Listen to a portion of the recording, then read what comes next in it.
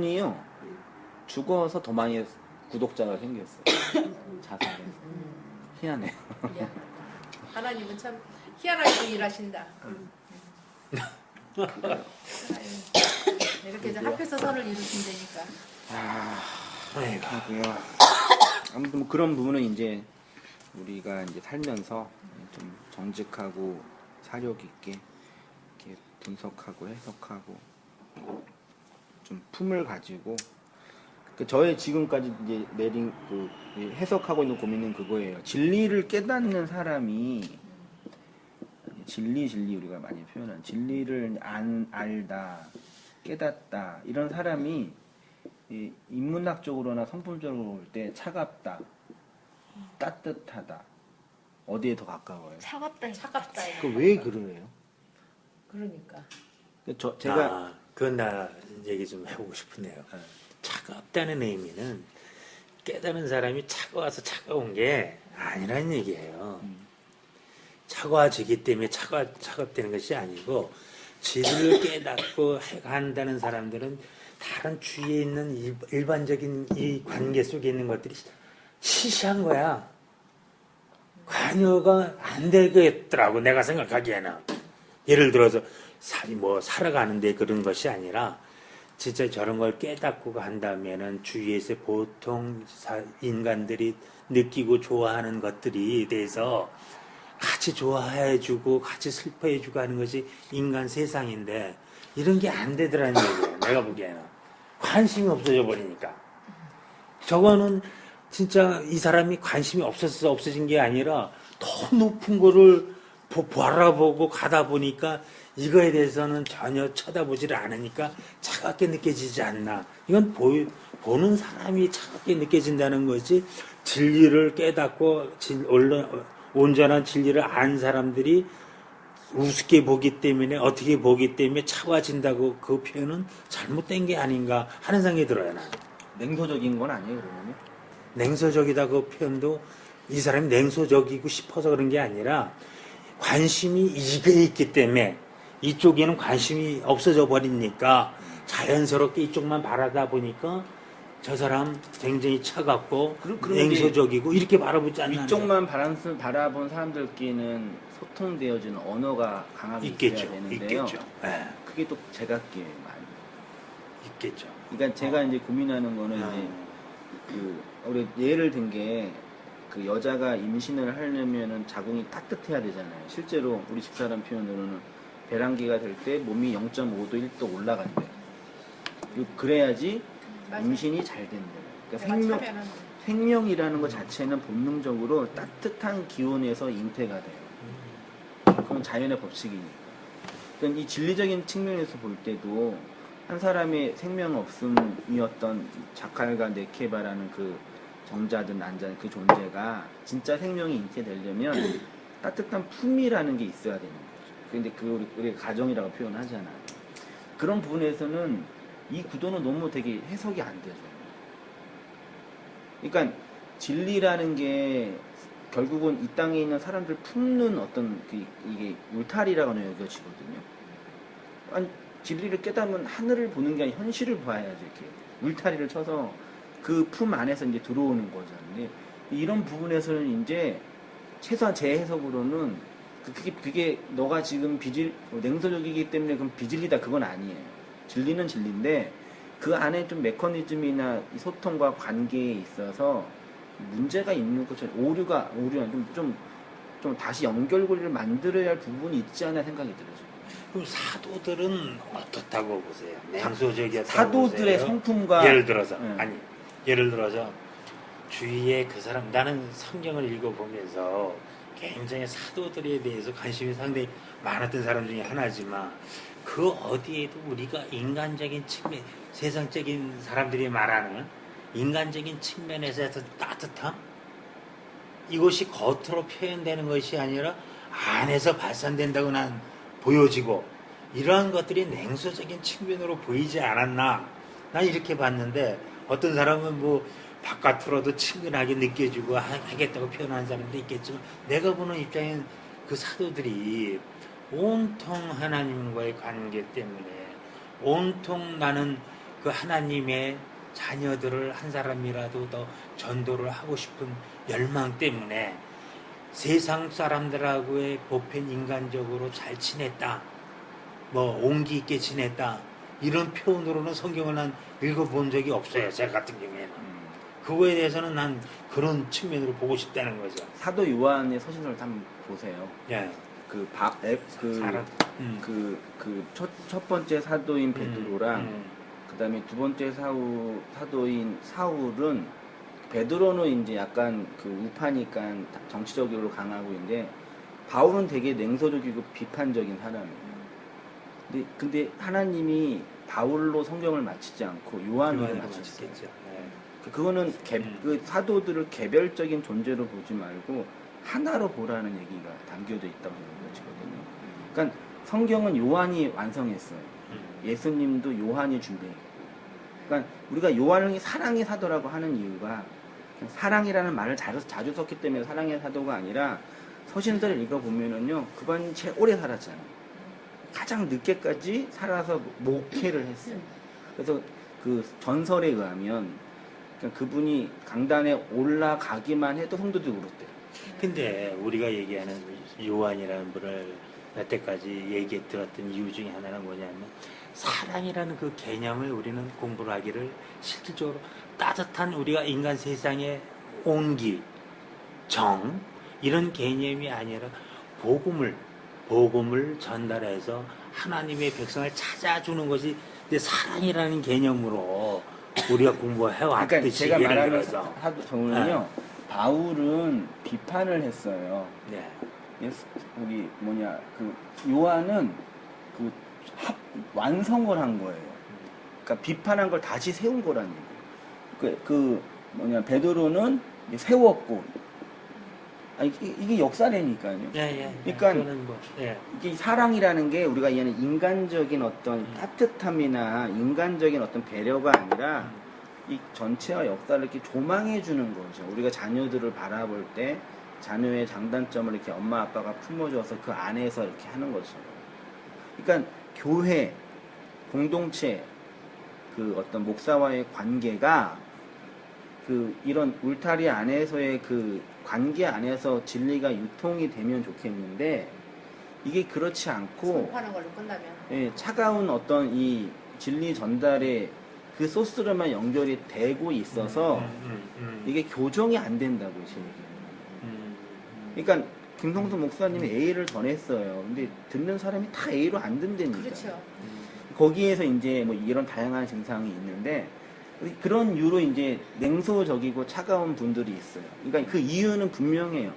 그동안 한국교회가 옳지 못한 것들을 가르친 것에 대한 부정적인, 새로운 걸 알아서 알매에 대한 부정적인 게 나온 거. 그게 전 독서라고 부르거든요.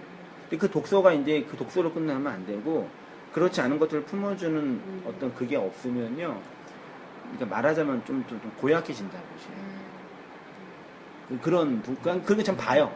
보고 있어요, 지금. 목회 그렇죠. 현장에서 끊임없이 발견하고 있고요. 그러니까 그만큼 인간이라는 게 복잡하대요. 진리라는 요소라는 것이. 그러니까 그런 부분에서 이제, 그러니까 어쨌든 생명은 그러니까 제 온기라는 단어를 어떻게 해석하냐에 따라 다른데, 제가 쓴 거에 그냥 이 온기가 인간적인 온기냐 그런 이전에 아무튼 그 진리가 전달되어져 생명이 잉태되는 과정 속에서 만들어지는, 그러니까 말하자면 좀 그거예요. 그러니까 저도 이제 여러 사람들 보고 자녀도 키우고 또 인문학 사람들을 보는데, 따뜻한 부모의 보살핌 아래에서 사랑받으면서 자란 아이와 학대당하면서 자란 아이는 너무 차이가 나거든요. 그는 본성 이전에 그냥 후천적인 거잖아요. 마치 지금 한국교회 상황이 그런 어간에 이렇게 놓여 있어요. 그 인터넷이 발달하면서 어디서든지 진리를 들을 수 있는 어떤 그런 구조가 됐기 때문에 지금 이 세들이 알파고한테 졌잖아요. 2대0이에요 지금. 네. 야, 오늘 또 했네? 아주 졌잖아요. 그러니까 오늘도 또 졌네. 이 오프라인 그러니까 한 50년 지나면 오프라인 설교가 없어지지 않을까 생각이 들 때도 있다니까요. 다 온라인으로 들어서 이제 살지 않을까? 김지성이가 그런다니까. 교회 가자 그러니까 집에 있잖아요 지금. 네. 한 달 쉰다 그래서 쉬는데 교회 가자 뭐라는 줄 알아? 인터넷 들을게. 아니, 그러고 앉았다니까. 들어요? 듣는지 안 듣는지 그러니까 누가 알아요? 핑계죠, 그거는. 핑계지. 핑계지. 가긴 좀 핑계인데 근데 점점 오프라인 교회는 이제 약해지고 오프라인 교회는 점점 이제 교권화가 되고요. 거기는 이제 온라인이 필요 없는 교권화가 되고 이제 오프라인 저절로 이렇게 개척교회 조그만 교회가 이제 퍼져가고 이제 그런 이제 추세예요, 한국 교회 상황이. 그러니까 이 전체적인 상황을 볼 때는 이게 되게 이 판 자체가 끔찍하게 이게 움직여지고 있는 시대고 점점 백화점 가서 물건을 이렇게 상품을 구입하는 게 얼마 안 됐잖아요. 예, 그렇죠. 얼마 안 됐잖아요. 교회도 설교도 이렇게 물품을 구입하는 시대인 거죠. 한상수는 김성수, 창세기는 한성민 이런 식으로 이렇게 해가지고 듣는다 이거야. 근데 그런 시대가 되고 있어요 지금요. 근데 그걸 이제 어떻게 이제 해석하면서 이제 봐야 되는데 근데 되게 이제 무서운 거죠. 이민 교회나 특별한 상황이 있는 교회에서는 문제가 그러니까 김성수 목사님이 이민 교회에서 성장한 게 이게 어떤 당연한 기결이에요. 이민 교회 자체가 워낙 다양하게 있잖아요. 그 설교가 다 듣잖아요. 그러니까 그런 게 판이 돼 있는 상태에서 전 세계 수많은 사람 설교를 들으니까 개척기파를 꽂으니까 이제 몰린 거거든요. 성장한 게 아니라 바보 같은 한국교회 목사님들이 한국의 개척에서 그게 성장했다고 표현해요. 그게 아니라 전 세계의 구독자가 다 있었는데 여기 모이니까 모인 것 뿐이에요. 원래 다 있었는데 예배는 그냥 그 교회에서 드리고 설교는 저분 듣고 있었거든요. 그런 사람들이 많잖아요. 모인 거예요. 그런 이 판 자체가 이제 진리와 비진리를 논하기 이전에 이제 우리의 정서나 이 기계적인 관계 이게 이제 점점 더 힘들어지게 되는 그런 시대가 되는 거죠. 그런 부분에서 그래서 이제 이런 거 이게 진리를 깨닫는 분들에게 이렇게 보면은 이런 분들보다 이분이 더 많이 있어. 그건 자명해. 근데 그거는 제가 보기에는 이렇게 계속 우리 집사람과 토론도 하고 걔가 고민을 하고 이렇게 책도 보더라도 이렇게 계속 가는 거는 좀 뭐가 문제 있다고 여겨져요. 일단 지금까지 그런 부분이에요. 그래서 말씀을 깨달으시면서 이게 어떻게 내가 이 말씀을 따뜻한 온기로 그 온기가 뭔지는 이제 표현해야 되겠고 그 온기를 어떻게 이제 품어낼 것인지 생명 어쨌든 따뜻해야지 잉태가 돼요. 잘하고 가정도 그렇고 교회에서 생명이 잉태되고 성장하는 걸 하나님이 가정으로 묘사해 주셨는데 맞잖아요. 그래서 다져진다는 거 예수님이 얘기했죠. 옮기고 그러니까 김성수 목사가 잘못한 거는 후계자를 안 세우고 후계자를 안 키우고 혼자 떠들다 저렇게 갔다는 건 조금 아쉬운 거죠. 미국이 다 목사님 계셔요. 미국에 네. 키워놓은 목사님이 있어요? 키워놓은 목사님, 김목사님이 계셔요. 나이 자신. 근데 그분은 신학적인 전수자는 아니에요. 행정적인 부목사예요. 그러니까 없어요. 없는 거 지금요. 그래서 솔직히 어떤 목사가 거기 가가지고 원서 디밀겠어요. 무슨 본변을 당하려고. 그런 성도들, 제일 힘든 성도들인데. 다들. 아니 여기 계시잖아.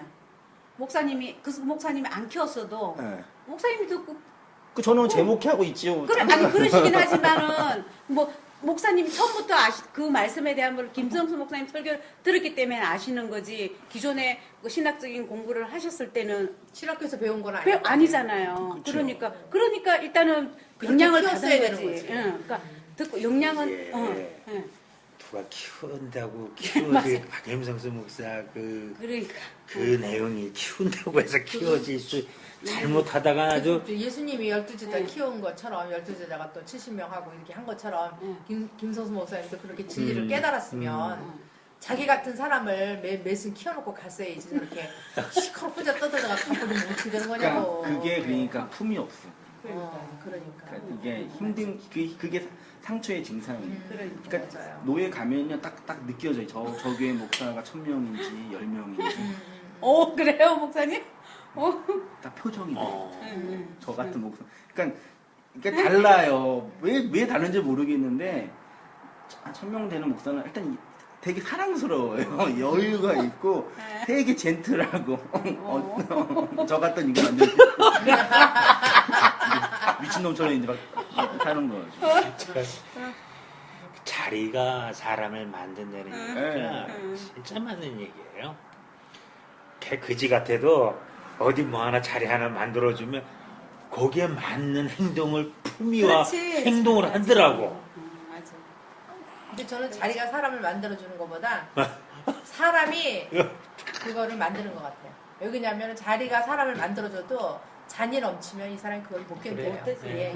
그러니까 그러니까 그 얘기가 내가 이만큼 그래. 예, 그게 있으면 있어야. 품을 수가 있고 없으면 이렇게 못 혼자 푸는 거지. 뒤따 떠들다가 가버리면은 참 사람이 그러니까 그런 품을 좀 가지고 이렇게 그렇지. 여유를 가지고 차근차근 해 갔으면은 되는데 뭐 이 땅에서 어떤 일도 그런데 관심이 없었고, 그러니까 저도 집사람이랑 토를 하는데요.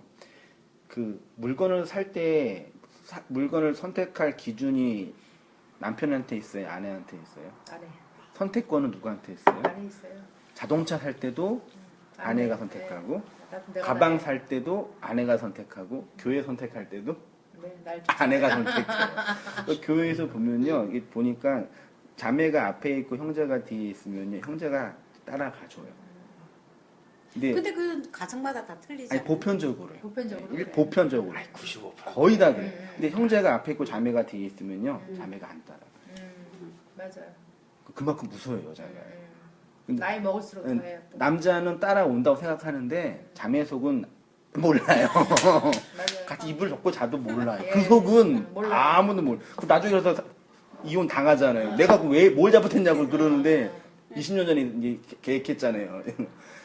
그런 거거든요. 그러니까 말하는 김 목사님 그런 부분에서 이렇게, 그러니까 왜 그러냐면 저도 사역을 해보니까 남자는 이제 앞에만 봐요. 이렇게. 그쵸? 나가서 개척하고 뭐 싸우고 이렇게 얻어내고. 근데 여자는 이렇게 뒤에서 이렇게 울타리를 쳐서 내 거를 보호하는 게 강하잖아요. 근데 이렇게 그 자매는 이렇게 자기 거를 보호하는 게 강하다니까. 맞아요. 그 교회도요. 그러니까 우리나라 모든 지금 한국 사회에는 여자의 마음을 어떻게 잡을까가 이게 유일한 근거예요. 왜냐하면 여자가 이렇게 하는 거니까. 이런 부분에서 이제 좀 약한 거죠. 이렇게 앞에만 뒤로 나간 거죠. 그냥 던지고 싸우고 뒤는 안 보고. 집안도 그렇잖아요. 여자가 똑같으니까요. 잘 듣는 집안은 좀 되는 집안이고 예, 그러니까- 여자를 무시하고 말 안 듣는 집안 안 되잖아요. 그러니까- 그게 있어요. 그러니까 예. 여자 말을 있잖아요. 여자 말을 잘 들으면 최소한 망하지는 않아요. 예, 망하지 않아요. 안 들으면 망해요. 그러니까 최소한 망하지는 예, 않은데 맞아요. 그런 게 근데 그런 부분 때문에 이게 어떤 인문학적인 이해가 이제 없으신 거죠. 그런 부분이 안타까운 거예요. 그러니까 저도 이제 우리 집사랑 얘기하고 싸우고 지지고 볶으면서 이제 그걸 느끼는 거죠. 사람들 혼tum도 그렇고 그만큼 복잡하고 그런 거. 제가 이런 얘기 하면 우리 집사람은 아니라고 내가 이긴 게 뭐가 있냐고 그러는데 정현이 아빠는 이제 없으니까 하는 얘기는 그 전에는 이게 그러니까 우리가 열방교회 있을 때는 이게 성품도 변하고 이렇게 딱 나가야 돼 그냥. 진짜 말씀과 진리를 확 나가서 더 많은 걸 보면은 우리 신랑이 너 뭐 했냐? 그러니까 나 지금 말씀 듣는데 왜? 그랬더니 뭐 듣는데? 그래서 내가 용서를 하라는데 하나님이 나를 용서하신 것처럼 나도 사람들을 용서를 해야 되는데 말씀을 잘 듣고 말씀을 전하는 게 용서거든. 그랬더니 야, 너 신천지인가 구천지인가 그런 데 가졌냐? 무슨 그런 이상한 용서를 하냐? 야, 너 그런 거 듣지 마. 큰일 나겠네 이거. 며칠 사이에 막 이러면서 펄쩍 뛰더라고. 뭐 이상한 얘기를 하면서. 아니 그리고 뭐 목사도 바꿔가면서 너는 자주 바꿨는다고. 내가 우리 목사님 설교 진짜 못 듣겠다고. 그래서 그런 설교를 하셔. 그런 유아적인 설교를 그런 거 다 하는 얘기를 가서 1시간씩 듣고 있는 거 참 괴롭네 이랬더니 날 보고 너는 남편만 안 바꿨지 다 바꿨잖아.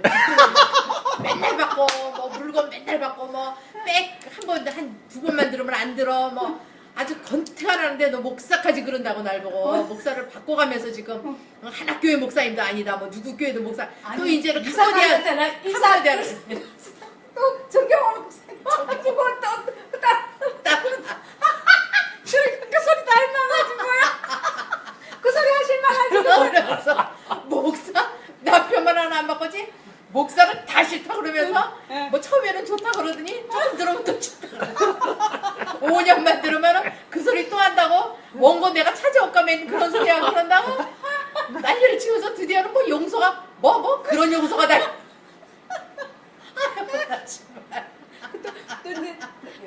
나 진짜 백과사님 뭐라 그러는지 몰라도 신천지라고 그러신대잖아요. 신천지가 구천지가 그러니까요. 그런 데 다니는 무슨 용서가 그런 용서가 다 있냐. 예, 그 아. 잘 이렇게 뭐 안착을 다 하셔야 돼요. 보니까요. 맞아요. 그 전주에 있는 내일도 갈 텐데 그분도 이제 자매가 이제 많이 고민을 하다가 이제 말씀을 들었는데 형제는 이제 계속 바뀐 게 보이니까 지켜보고 있는 거예요. 지켜보고 있다가 이제 제가 가서 이제 말씀 나누고 하니까 이분은 보통 최소한 몇 년은 가겠다 그러는 거 말하자면 그런 심리가 있는 것 같더라고요. 그만큼 이게 복잡해요. 사람들과. 근데 그게 이게 이 지나온 과정을 생각해 보면 내가 그 하나교회 목사님 설교 들을 때 그 전에 안 진도는 뽑을게요. 예. 그 이제 그 18절에 보시면요. 예수님의 모습을 뭐라고 표현 눈이 불꽃 같고 눈이에요. 예수님의 눈이 불꽃이라고 표현할 그 눈이라는 개념이 뭐냐 얘기죠. 눈은 인식하는 거예요. 인식이라는 건 바깥에 있는 정보를 내 안으로 받는 거죠. 그렇죠? 율법을 내 안으로 받아서 진리로 받는다면 여기 해석이 필요하겠죠. 우리 바깥에 있는 모든 것도 다 율법이에요. 코스모스라고 표현하는 그 세상. 그걸 어떻게 이제 보냐. 보는 관점이요. 그게 이제 눈의 기능이고. 불이라는 개념은요, 심판의 의미가 있어요. 심판은 반드시 뭐와 함께 일어난다? 구원과 함께. 구원이 심판이고, 심판이 구원이에요. 그러니까 불꽃 같은 눈이라는 개념은 이 두 가지 개념, 인식의 개념과 그다음에 심판의 개념 두 가지를 얘기했어요. 좀 읽으면서 해볼게요. 사도 요한은 예수님을 불꽃 같은 눈과 빛난 주석 같은 발을 가지고 계신 하나님의 아들이라고 합니다. 이러한 예수님의 모습 안에 어떤 의미가 있을까요? 눈은 사물을 보는 인식기관이고 그 인식은 단순히 물리적 인식 정도가 아니라 내면적이고 영적인 차원에서의 인식입니다. 겉으로 보는 것이 아니라 속을 보는 것이고 오늘은 불꽃 같은 눈으로 교회를 보시는 예수님의 모습이 어떤 의미를 담고 있는지 강론하겠습니다. 눈에 문제가 있으면 사물을 정확하게 보지 못합니다. 결국 객관적인 인식을 정확하게 하지 못하여서 구부리고 왜곡된 모습을 보게 됩니다. 성경이 말하는 죄는 바로 여기에서부터 시작됩니다. 왜곡된 시각 자체가 죄라는 얘기고 그런 의미에서 죄는 윤리적, 도덕적 차원 이전의 인식론이라는 어떻게 이제 바라보냐, 어떻게 이제 보냐 그 문제예요. 눈이 헬라어로는 오프달모스라고 하고요. 구약으로 가면은 아인이라고 해요. 이 아인이라는 단어가 두 가지 뜻이 있는데 사물을 보는 눈과 물리적으로 물이 나오는 샘 이게 눈의 의미래요. 아이는 물리적인 눈 이상의 의미를 가지고 있습니다. 아이는 부분을 보는 것이 아니라 전체를 보는 것, 겉을 보는 것이 아니라 속을 보는 것을 의미하고 하나님과 하나님의 말씀을 이해하고 순종하는 전체 과정을 의미합니다. 눈은 인간의 지식, 성경, 태도, 성향 등을 표현하는 데 사용되었습니다. 눈은 인간의 내적 생각, 내면의 상태를 설명하는 좋은 표지입니다. 창세기 3장 5절 이하 우리 권사님 한번 읽어주시겠어요? 보이세요? 너희가 그것을 먹는 날에는 너희 눈이 밝아 하나님과 같이 되어 선악을 알 줄을 하나님이 아심이니라.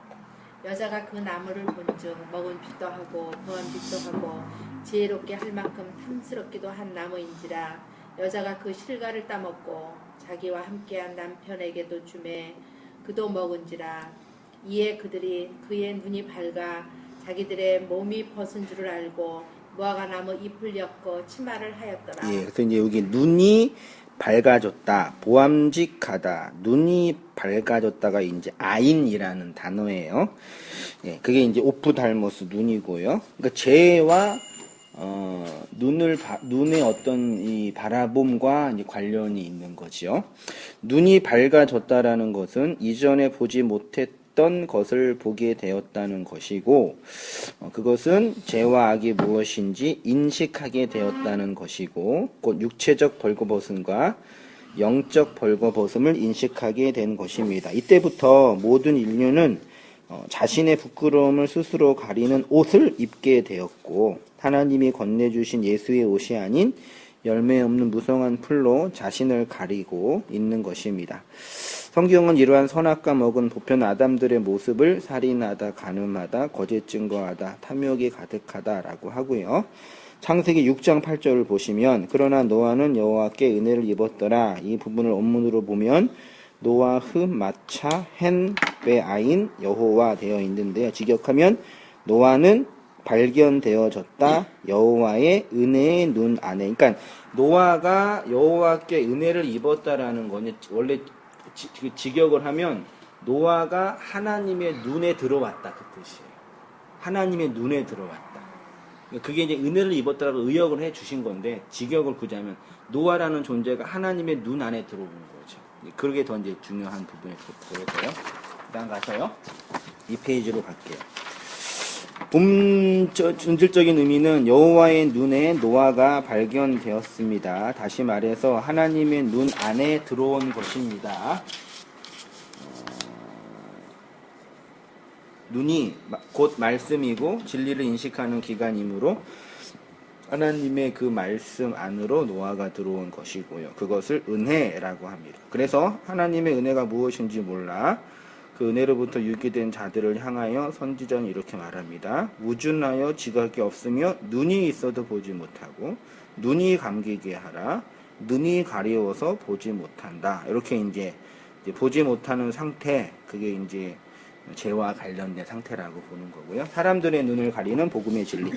복음의 진리는 보편 아담들의 눈을 뜨게 하는 것이 아니라 그들의 눈을 가립니다. 스스로 본다고 착각하고 있는 사람들에게 진짜 진리가 선포되면 그들이 보지 못하는 맹인이라는 것이 폭로되는 것입니다.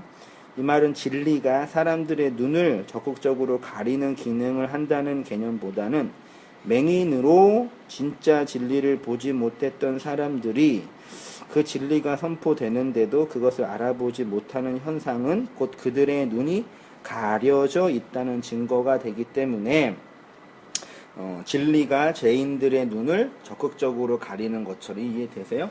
진리가 선포가 되면요, 그 사람이 맹인인지 보는 사람인지가 드러나는 거예요. 근데 맹인인 사람은 진리가 선포되면 그 진리를 보지 못하잖아요. 그래서 맹인이 선포되는 거예요. 그래서 진리가 사람들의 눈을 가린다라고 표현을 하는 거예요. 눈먼 자를 다시 보게 하신. 그래서 예수님이 이 땅에 오셔서 행하신 일이 스스로 포로된 자라고 생각하고 눈 멀어서 보지 못하는 맹인이라는 것을 자각하는 자들에게 그들의 포로됨을 풀어주고 그들의 보지 못함을 보게 하고 그들의 말 못하는 혀를 풀어주어 말하게 하신 것입니다. 그렇죠? 우리 집사님 한번 읽어주시겠어요? 누가복음 4장 18절이요. 여기 맨 아래. 네, 잠깐만요. 주의 성령이 내게 임하셨으니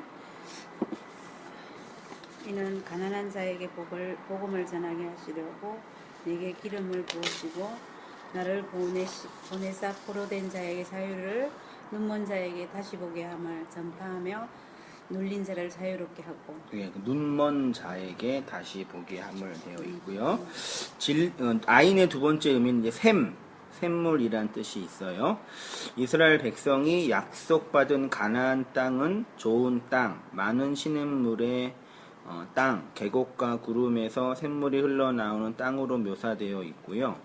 그래서 야곱은 그의 아들들을 축복할 때 요셉을 위하여 가장 큰 축복 하나를 남겨두었습니다. 요셉은 무성한 가지, 곧 샘 곁에 무성한 가지라 그 가지가 담을 넘었도다. 그러니까 에덴 동산에서도 샘이 흘러나와서 땅을 풍요롭게 만드는 그림이 있는 것처럼요. 계속 그 그림이 반복되는 거겠죠. 그 샘이 흘러나와서 이제 그 생명이 흘러가는 모습으로 설명해 주고 있어요. 이는 므낫세와 에브라임 지파가 가나안 땅의 심기음을 가리키는 것은 비옥하고 중요한 땅을 받을 것을 말하는 동시에 하나님의 백성으로서의 교회가 이렇게 말씀의 샘이 흘러나와 그 말씀의 샘으로 풍성한 삶, 생명을 가지고 생명을 내는 삶을 살아갈 것임을 예표하는 것입니다. 특히 이스라엘의 광야 교회 시절에 그들을 위로하고 풍성하게 하고 회복하게 하는 근원이 12셈이에요. 출애굽기 15장 20절 보시면 그들이 엘림 교회가 많이 있더라고요. 엘림에 이르니 거기에 뭐가 있어요? 물샘 몇 개요? 왜 이거 12개일까요? 크네요. 크네요. 70. 네. 그리고 나무가 70개. 샘이 물샘, 그 다음에 나무예요. 이게 12개, 70이죠. 12은 당연히 무슨 수예요? 아들. 네. 아들은 교회, 하나님의 백성. 70은 뭐예요? 그 아들이 된 자가 그 아들로 진리를 나누어 주는 거를 70이라고 표현해요. 그래서 70인 전도대 70으로 파송했잖아요. 그 70이 70명을 파송한 게 아니라 70이라는 개념 자체가 원래 나중에 숫자 제가 한번 그때 히브리어 숫자 얘기했었는데 재미있어요. 이게 뭐 이게 절대 진리는 아닌데 히브리어 좀 보니까 재미있어요. 그래서 10이라는 개념은 이게 그러니까 그 창세기 1장에 창조가 며칠 동안 됐어요? 7일이죠. 네. 7일의 개념이 언약이에요. 언약이에요. 그래서 계시록에 가도 몇 개 교회예요? 7교회예요. 그러니까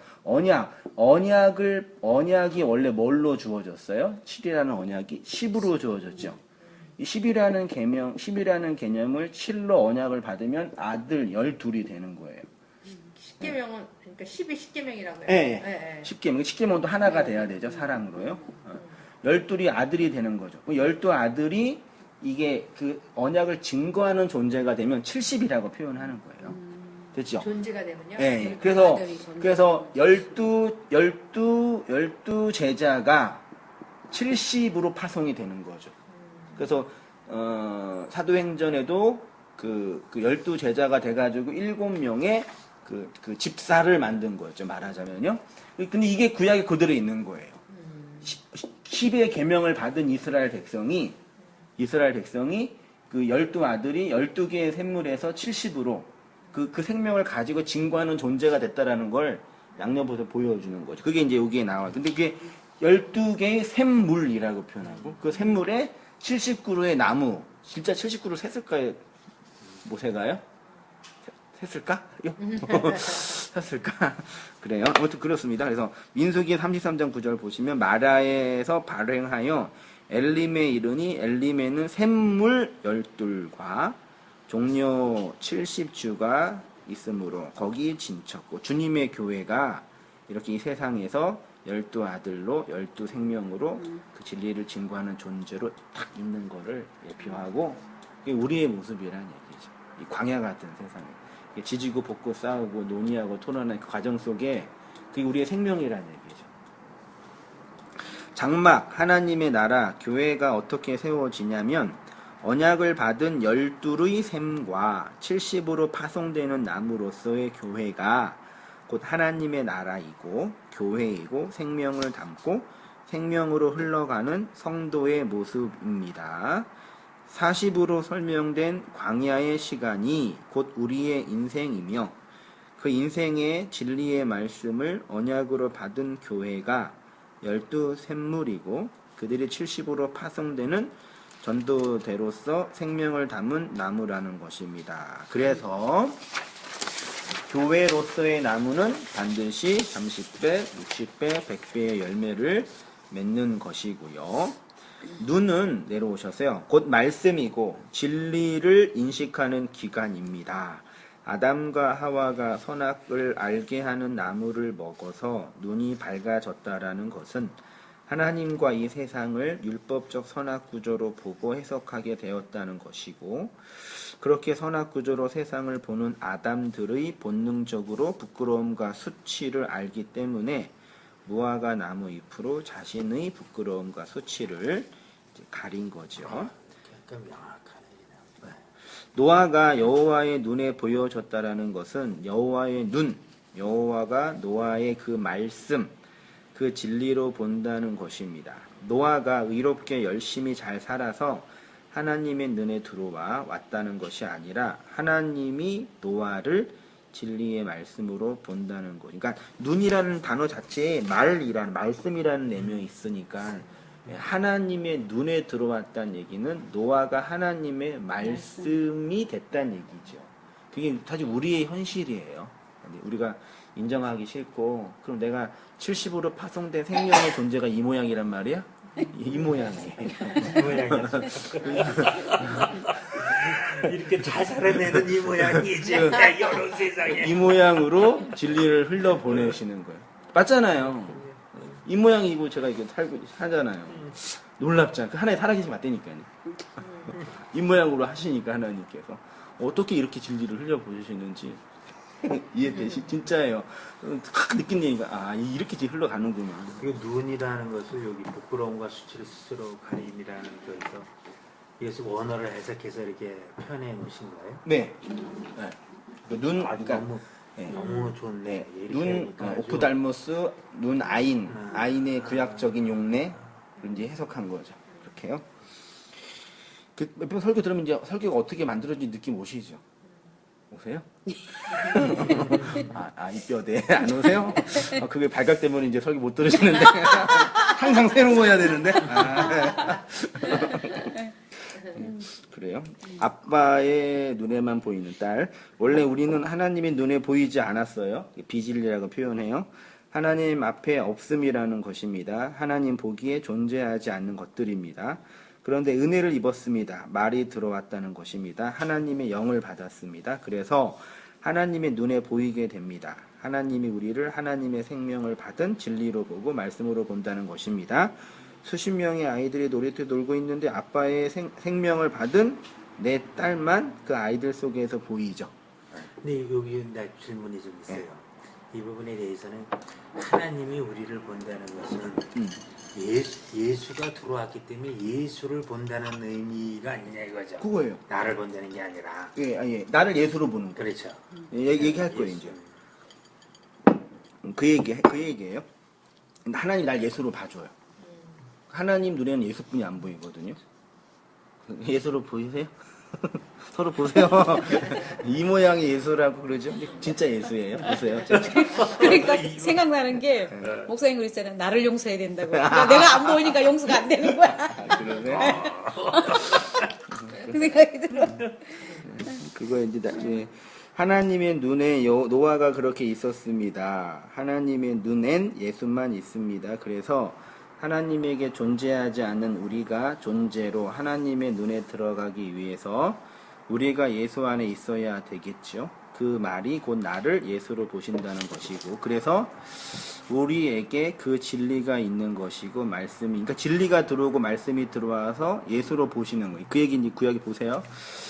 야곱이 그 어머니 리브가에게 이르되 내 형 에서는 털이 많은 사람이요 나는 매끈한 사람인즉 아버지께서 나를 만지실진데 내가 아버지의 눈에 속이는 자로 보일지라 복은 고사하고 저주를 받을까 하나이다. 리브가가 집 안 자기에게 있는 그의 맏아들 에서의 좋은 의복이에요. 가져다가 그의 작은 아들 야곱에게 입히고 또 염소 새끼의 가죽을 그의 손과 목에 매끈한 곳에 입히고 자기가 만든 별미와 떡을 자기 아들 야곱의 손에 주니 이삭이 야곱에게 이르되 내 아들아 가까이 오라. 내가 과연 내 아들이 아들 에서인지 아닌지 내가 너를 만져보려 하노라. 야곱이 그 아버지 이삭에게 가까이 가니 이삭이 만지며 이르되 음성은 야곱의 음성이나 손은 에서의 손이로다. 이거 알았다는 얘기 몰랐다는 얘기. 이삭이 얘가 지금 야곱인지 에서인지를 알았다는 얘기죠. 예, 음성은요. 네. 알았다는 얘기잖아요. 음성이. 알았는데 속아 넘어가신 거죠. 왜요? 언약 때문에. 예, 정확히 말하면 큰아들의 옷을 입고 있었기 때문에 속아 넘어간 거예요. 그렇죠? 그러면 여기서 맏아들은 당연히 누구예요? 예수님. 예수님. 둘째 아들은 우리. 나예요. 그 예수님이 십자가에서 죽으시고 빨개 벗겨 죽었어요. 원래는요. 그 옷을 남겨두고 가셨어요. 그건 누가 입으라고요? 그거 입고 오라고요. 그 옷 입고 우리가 가는 거예요, 사실은요.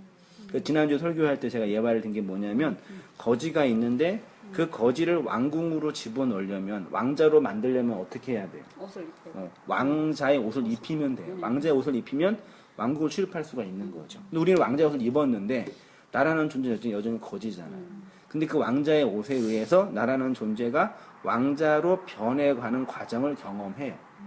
그걸 경험할 때도 있고 지지고 볶아도 변하지 않는 나를 볼 때가 있어서 이게 복음적인 고뇌가 있는 거죠. 변한 것처럼 보이는데 어느 순간 또 한번 싸우고 또 지지고 볶으면은 그 인간이 근데 이걸 좀 자유롭게 놓으니까요 좀 편해요 저도. 근데 죽을 때까지 그럴 거 아니에요. 그렇죠. 그게 저주받은 거죠. 저주의 복음이죠. 죽을 때 신받은 무당. 이 얼마나 자유로운 분이야. 야, 이게 참 얼마 이게 진리야. 어떻게 진리야.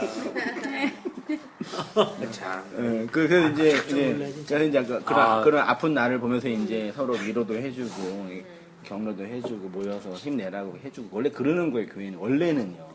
이게 반대가 된 거죠. 근데 잘났다고 이렇게 다 위장만 하고 그러니까요. 하여튼 그래요. 그래서 이제 27절 보시면.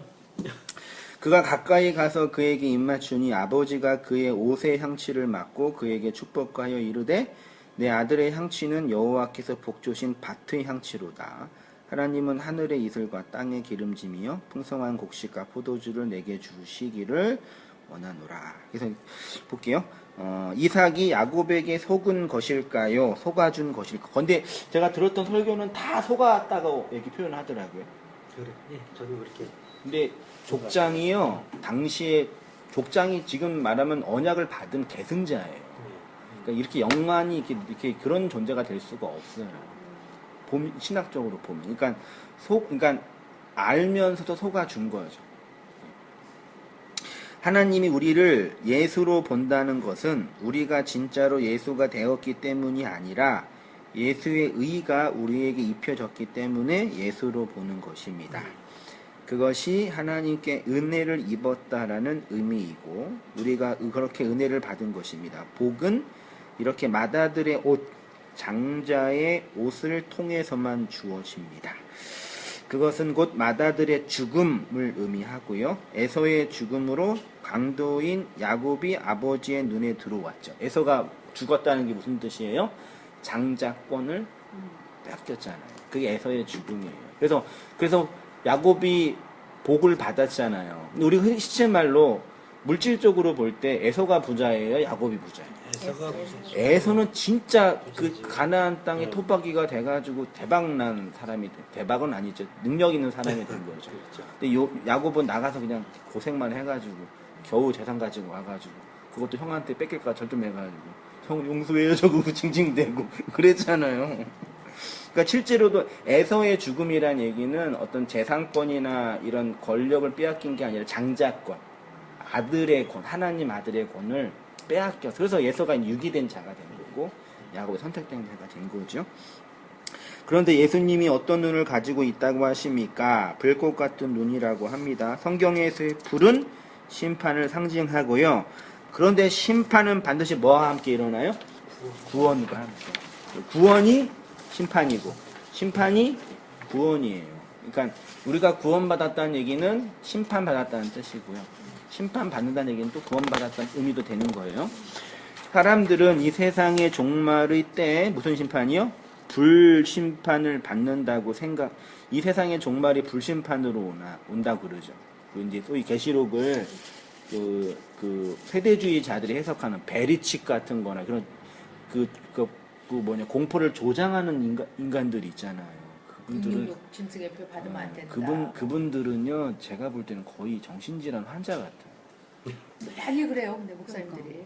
한국에도 누가 아가 전쟁 난다고 필리핀으로 집 산다고 가기도 하고, 별 진짜 희한한, 근데 그런 얘기를 듣고, 또 이렇게 돈 바치고 또 집 팔고 가요, 또 목성도들이.